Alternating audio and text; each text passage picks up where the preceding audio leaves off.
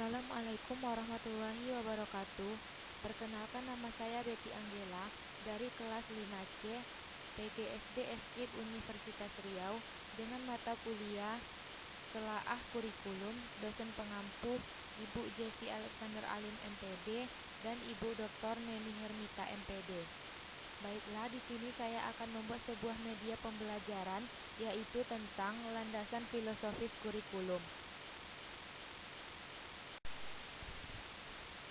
Landasan filosofis kurikulum. Filsafat penting bagi pendidikan. Tanpa filsafat, pendidikan akan kehilangan pedoman dalam merancang, melaksanakan, dan meningkatkan program pendidikan. Filsafat yang mengkaji knowledge of the good life. Membantu pendidikan memahami hakikat hidup yang baik bagi individu dan masyarakat. Membantu pendidikan memahami hakikat hidup yang baik bagi individu dan masyarakat. Kehidupan yang baik merupakan dasar dan domain kurikulum dalam menyiapkan program pendidikan. Artinya, kurikulum memuat pedoman dan arahan tentang pengetahuan, keterampilan, sikap, atau kompetensi apa yang perlu dikuasai anak agar ia kelak bisa menjadi orang yang diinginkan, sehingga ia fungsional dengan baik di masyarakat. Filsafat memberikan dasar bagi pendidikan dan pengembangan kurikulum untuk menentukan fondasi yang kuat dalam mendesain kurikulum.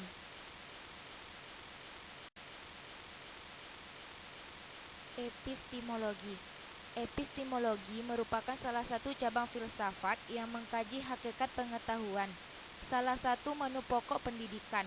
Filsafat yang dianut suatu sekolah, pengelola, dan pendidik di sekolah itu akan mempengaruhi orientasi, tujuan, konten kurikulum, materi ajar, metode, dan kegiatan belajar serta strategi penyampaian materi di sekolah itu. Filsafat mulai timbul ketika manusia merasa perlu memiliki pengetahuan untuk membantu manusia menetapkan keputusan yang bijaksana dalam memecahkan berbagai masalah kehidupan. Karena itu, filsafat menjadi kriteria dalam menentukan tujuan, proses, dan sasaran kurikulum pendidikan. Filsafat merupakan salah satu fondasi kurikulum untuk memfasilitasi pendidikan siswa agar mereka kelak dapat mencapai kehidupan yang baik. Sebagai fondasi kurikulum, filsafat perlu dipelajari mahasiswa kependidikan, pendidik, dan pengembang kurikulum agar bangunan kurikulum yang didirikan di atasnya bisa berdiri kokoh. Selanjutnya, filsafat dan kurikulum. Zain tahun 1976 menganggap pekerjaan menyusun dan mengembangkan serta mengimplementasikan kurikulum adalah suatu aspek dari filsafat. Sedangkan filsafat menurut John Dewey tahun 1916 adalah teori umum pendidikan.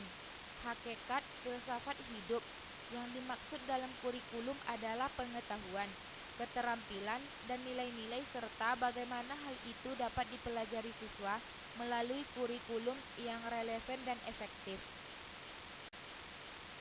Selanjutnya ada susunan kajian filsafat umum terbagi menjadi 3. Yang pertama ada ontologi, yang kedua epistemologi, yang ketiga aksiologi.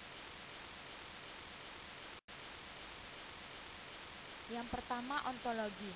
Ontologi adalah bagian filsafat yang paling umum atau merupakan bagian dari metafisika, dan metafisika merupakan salah satu bab dari filsafat. Objek telaah ontologi adalah yang ada tidak terikat pada suatu perwujudan tertentu. Ontologi membahas tentang yang ada secara universal, yaitu berusaha mencari inti yang dimuat setiap pernyataan yang meliputi segala realitas dalam semua bentuknya.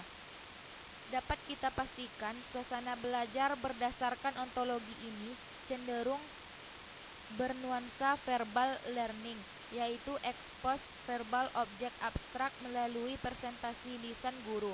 Akibatnya, siswa cenderung kurang memahami sajian verbal guru, baik berupa data, informasi, fakta, dan lain-lain. Sebaliknya, bagi pendidik yang menilai tinggi ontologi benda atau objek nyata, Daripada simbol-simbol, ia akan melakukan pengajaran berdasarkan kurikulum yang ditunjang media atau alat bantu belajar yang nyata. Yang kedua, epistemologi.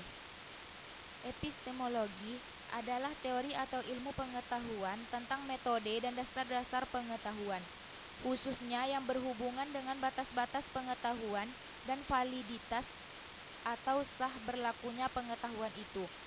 Epistemologi sangat terkait dengan ontologi yang bersangkutan dan pemakaian ontologi yang tidak sesuai dengan epistemologi yang bersangkutan akan menimbulkan masalah, seperti contoh yang diberikan Zain pada tahun 1976. Epistemologi terbagi menjadi 3 aliran. Yang pertama, supernatural. Supernatural adalah ilmu pengetahuan yang baik diterima.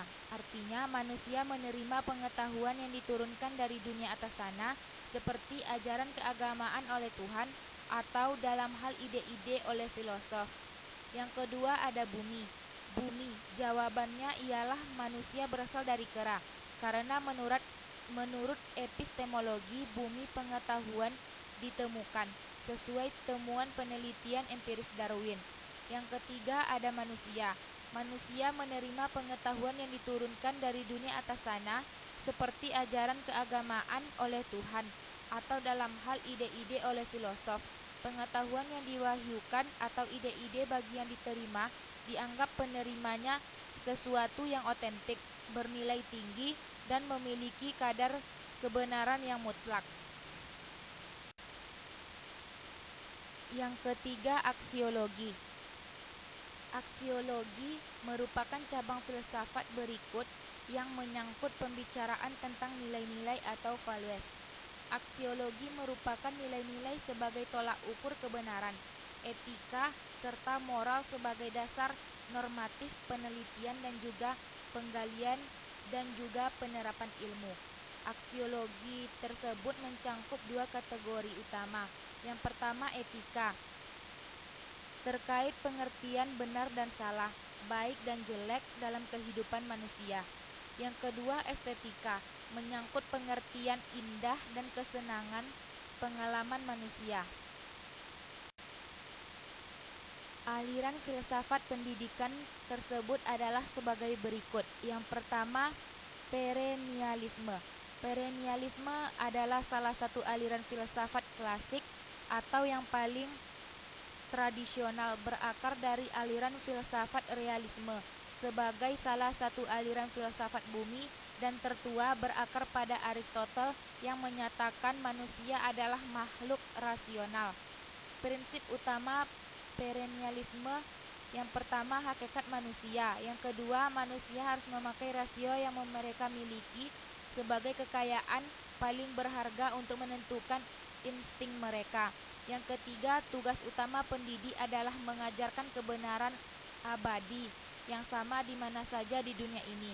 Yang keempat, pendidikan bukan imitasi kehidupan tetapi persiapan untuk menghadapi kehidupan. Yang kelima, siswa harus diajari mata pelajaran utama yang akan memperkenalkan mereka dengan hal-hal yang permanen di dunia melalui pelajaran bahasa, sejarah, matematika, sains, filsafat, dan seni rupa. Yang keenam, peserta didik harus mempelajari karya-karya besar kesusastraan, filsafat, sejarah, dan sains, karena melalui mata pelajaran ini terlihat aspirasi, dan prestasi umat manusia yang amat besar.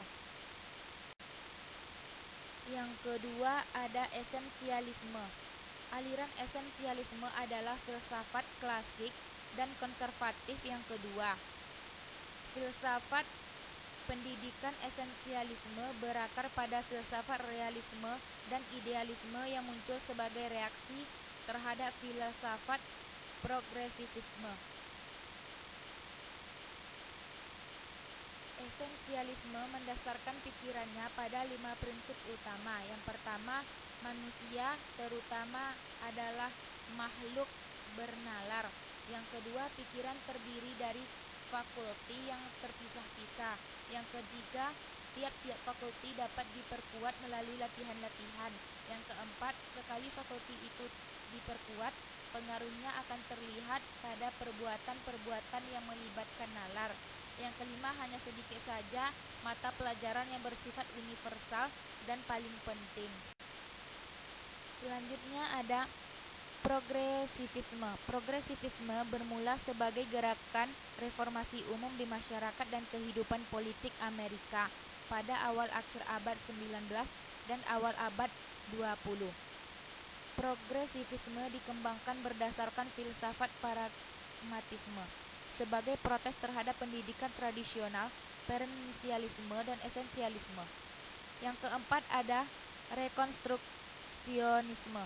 Filsafat rekonstruksionisme berakar pada ide sosialistik dan utopia pada akhir abad 19 dan awal abad 20 dan merupakan pecahan dari kaum progresivisme. Sekian dari video media pembelajaran. Saya akhiri dengan Assalamualaikum warahmatullahi wabarakatuh.